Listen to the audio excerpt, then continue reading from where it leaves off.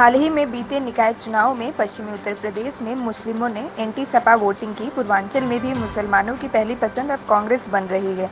2024 में मुसलमानों के कांग्रेस में आने के बाद सपा खत्म हो जाएगी। ये बातें अल्पसंख्यक आयोग प्रदेश अध्यक्ष शहनवाज आलम ने मैदागिन कांग्रेस कार्यालय पर प्रेस कॉन्फ्रेंस को संबोधित करते हुए कही। शहनवाज आलम ने कहा कि मुसलमानों को वोट न समझें और उन्हें यह समझ में आ गया है कि जब तक वह पूरी तरह कांग्रेस को वोट करते हैं तब भाजपा के सिर्फ 2 सांसद होते थे। जब से मुसलमान सपा और बसपा में गए हैं तब से भाजपा मजबूत हो गई है। आज सपा और बसपा के कारण ही भाजपा सत्ता में है। उन्होंने कहा कि सपा की रणनीति रही है कि केंद्र में भाजपा की सरकार रहे ताकि मुसलमान डर के कारण विधानसभा चुनाव में सपा को वोट दें। ये देखिए, पूरे उत्तर प्रदेश में मुसलमानों ने जिस तरह से निगम के चुनाव में, ख़ास तौर से पश्चिमी उत्तर प्रदेश में जहां मुसलमानों की आबादी ज़्यादा है, मुस्लिम बहुल सीटें हैं, वहां पर एंटी सपा वोटिंग किया है।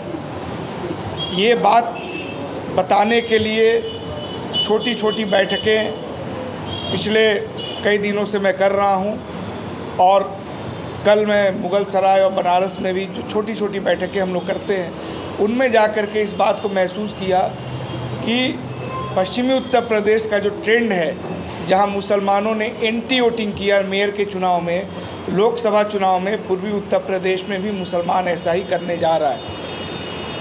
ये महसूस किया जा रहा है कि समाजवादी पार्टी को मुसलमान अब पूरी तरह छोड़ने का मन बना चुका है, क्योंकि उसको ये बात समझ में आ गई है कि जब तक मुसलमान कांग्रेस को एकमुश्त वोट किया करते थे, पूरे देश में भारतीय जनता पार्टी के सिर्फ 2 सांसद हुआ करते थे, अटल बिहारी वाजपेयी और आडवाणी। मुसलमानों को ये समझ में आ गया है कि जैसे जैसे हम कांग्रेस से दूर हुए, सपा में गए, बसपा में गए, वैसे वैसे भारतीय जनता पार्टी और मजबूत होती गई है। तो ये बात मुसलमानों को ख़ास तौर से समझ में आ गई है कि अगर भाजपा को हराना है तो कांग्रेस को जिताना होगा। सपा जीतने की स्थिति में नहीं है और ना ही वो मुसलमानों के सवाल उठाती रही है। उदाहरण के तौर पे आप देख सकते हैं कि जहाँ जहाँ भी CA NRC की हिंसा हुई, आपके शहर में भी प्रियंका गांधी जी आई, कांग्रेस के तमाम नेता जेल में गए। बनारस में ही दर्जनों नेता CA NRC आंदोलन में जेल में गए थे। मैं खुद लखनऊ जेल में 19 दिन था। समाजवादी पार्टी का एक भी नेता जेल नहीं गया था। तो आम मुसलमान ये देख रहा है कि समाजवादी पार्टी मुसलमानों को गुमराह करके उनका वोट ले लेती है, उसको बदले में कुछ मिलता भी नहीं है। और समाजवादी पार्टी की जो इस समय छवि है, उसके समर्थक वर्ग की जो छवि है, उसके वजह से कोई दूसरी जाति बिरादरी के लोग भी सपा को वोट नहीं करते। तो ये बात मुसलमानों को समझ में आ गया है कि ये सिर्फ हमारे वोट पर जिंदा है।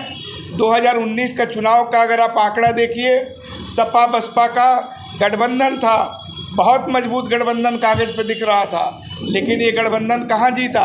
ये जीता सहारनपुर में, रामपुर में, मुरादाबाद में, संभल में, अमरोहा में, बिजनौर में, नगीना में, आजमगढ़ में, जहाँ मुसलमान ज़्यादा था।